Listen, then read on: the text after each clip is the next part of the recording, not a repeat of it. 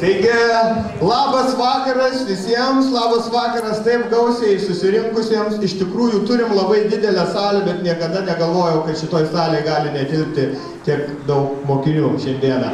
Taigi, sveiki visi ir su jūsų švente. Čia turėtų būti jūsų aplodismentai. Tai aš manau, gal pradžioje suteiksime mūsų gimnazijos žodį direktoriai, tai Birutė Perveneckienė. Prašau. Mėly mokiniai, gerbiami kolegos mokytojai. Kiekvienais metais ateina rugsėjis. Vienų jis labai laukiamas, kitų nelabai laukiamas. Todėl, kad užkrauna papildomą, gana sunkią naštą. Tiek mokytojams, tiek jums patiems. Dauguma iš jūsų esate dirbantis. Be abejonės, mokslą ir darbą suderinti yra pakankamai sunku.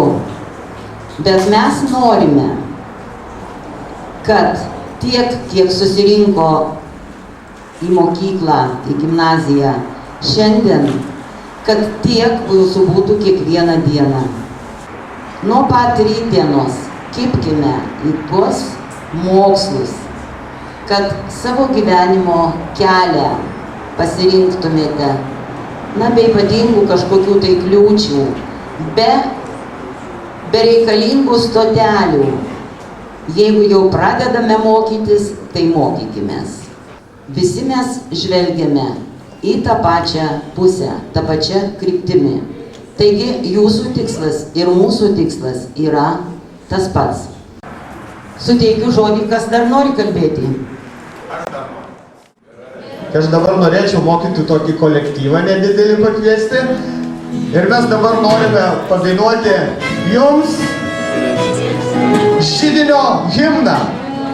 Klausykit žodžius, labai geri žodžiai. Parašė muzikos mokytoja Loreta.